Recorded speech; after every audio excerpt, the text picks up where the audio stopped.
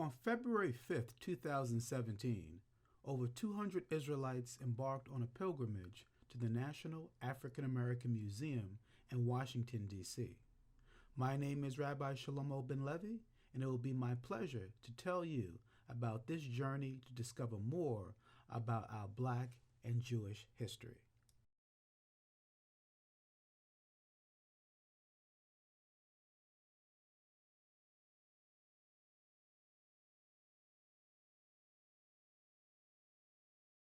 Rabbi Benjamin Ben Benjamin and Ms. Kaya Baker were two of the principal organizers of this multi-congregational trip.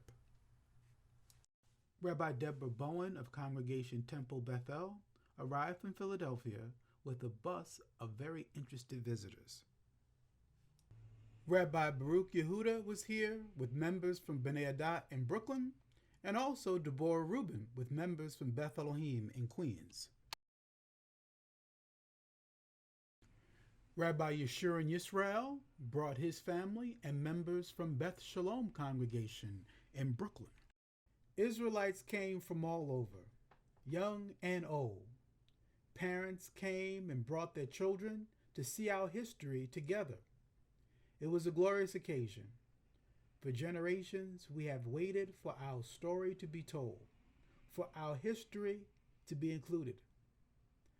Often, when we visited Jewish museums, we didn't see anything that affirmed or even acknowledged our existence.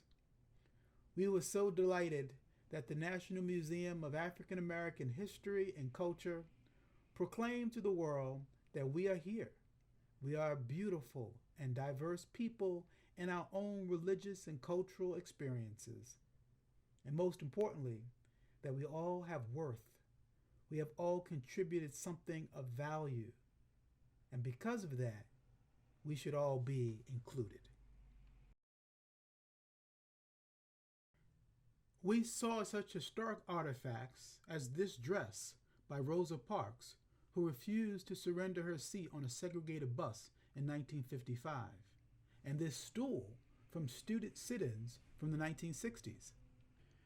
Seeing our founder, Chief Rabbi W.A. Matthew, standing in Commandment Keepers congregation in Harlem, a synagogue he started in 1919, was one of the high points of our journey. We also saw a photograph of Rabbi Mordecai Herman standing in front of his synagogue, the Moorish Zionist congregation, which was only a few blocks away. Together they represented the birth of our movement. Level 2 of the museum contained something very special indeed. When you enter the Center for African American Media Arts, the first picture you will see will be that of Sammy Davis Jr., the most famous Black Jewish entertainer. Along the wall, you will see Malcolm X shooting a playful picture with the champ, Muhammad Ali. Then you get to this wall called Faith and Action, where you'll see dramatic pictures of Martin Luther King being arrested. You have this moving picture of Mamie Till, whose son Emmett was lynched in Mississippi in 1955.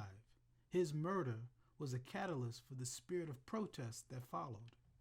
Look up and you'll find the Reverend Jesse Jackson marching for jobs. Then we have another photograph of Dr. Martin Luther King.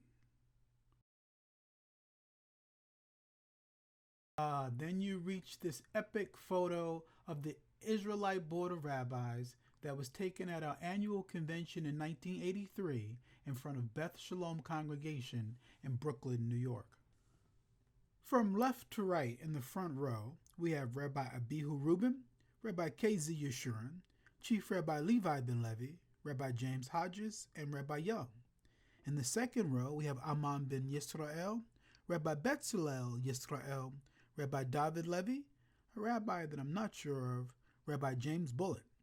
In the third row, we have Rabbi Gaston Sample, Shemaiah Ben Yisrael, an unknown rabbi, Rabbi Ephraim Robinson, Cantor Nathaniel Davis, Rabbi Masya Yehuda, and Rabbi Yatziel. Many of the descendants of these rabbis came to take pictures with their fathers, uncles, and even grandfathers. On the fourth floor, you'll discover this cultural gallery. And here is Rabbi Manny Vinas, dedicating a Sefer Torah commissioned by Rebbe Deborah Bowen for Congregation Temple Bethel. And here I am, immediately followed by Chief Rabbi Capus Finney in Chicago with the choir of Beth Shalom B'nai Zaken. You must also see this Making a Way Out of No Way exhibit. It has a special section called The Foundations of Faith, covering Christianity, Islam, and Judaism. This shofar, or ram's horn, was blown for many years at Beth Shalom B'nai Zaken. As donors, Chief Rabbi and Mary Finney were present at the opening celebration for this museum. We saw the bent trumpet of the jazz legend Dizzy Gillespie, along with an outfit worn by the great Miles Davis. They even had this trumpet used by Louis Armstrong.